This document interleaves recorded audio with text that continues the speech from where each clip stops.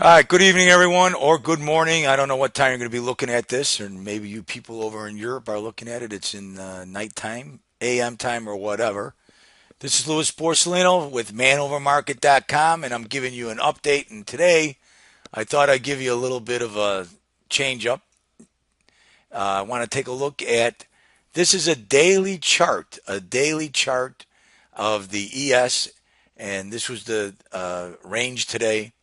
And one of the things that we stated today, my partner Pat Tabbitt said that usually in downtrending markets, you usually don't get more than two higher closes before you continue on the downside. So we kind of stuck our neck out there.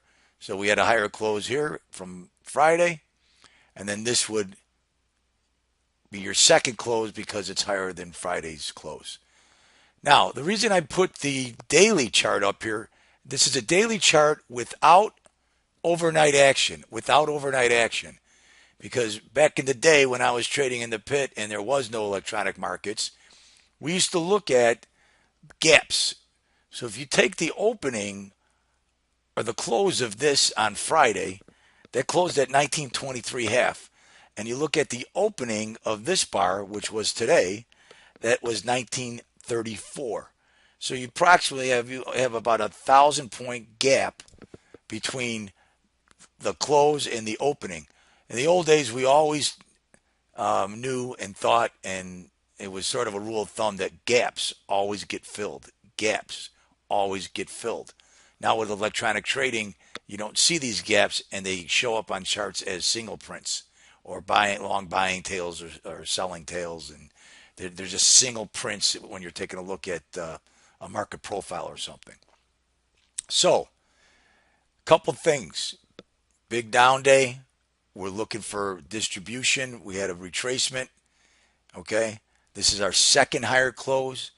But interesting thing, and my partner pointed this out today because he is the king. Pat Tabbitt is the king of charting and understanding and looking at things that people don't really look at.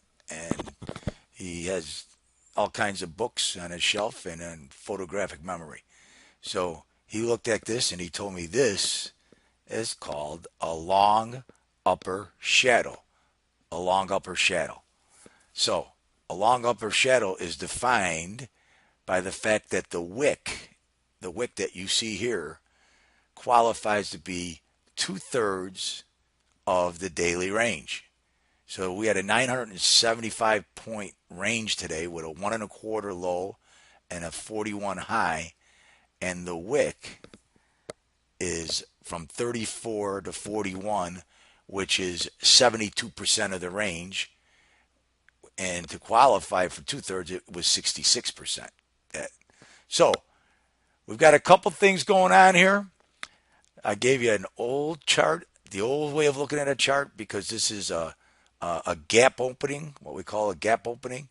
We've had two higher closes coming from a downtrend, and now we have what we call the long upper shadow. So, we'd be surprised tomorrow if we don't get some backfill, some retracement, and if we take out that 27 area where we were looking today as our bull bear range, I think we could retrace back to the 23 area. So, hopefully, this has been a little educational process, and maybe for you people that are out there short, this is helping you stay short, and for the people that are long, beware. But at the end of the day, markets go. As I had a clerk one time, and he used to tell me the market's either going to go up or down from here. So the key is figuring out what the time is, right? So this is Louis Porcelino, manovermarket.com. And remember, our service is free. All you have to do is register and take a look at all the things that we do offer. We offer our research, we offer our trade alerts, and our constant updating throughout the day through vis-a-vis our pop-up window. All you have to do is leave it minimized on your computer, and what we have to say pops up right on your screen. All right, everybody, have a good evening or have a good morning based on when you open up this chart. And as I say every day, good luck and happy trading. Talk to you soon. See you in the morning.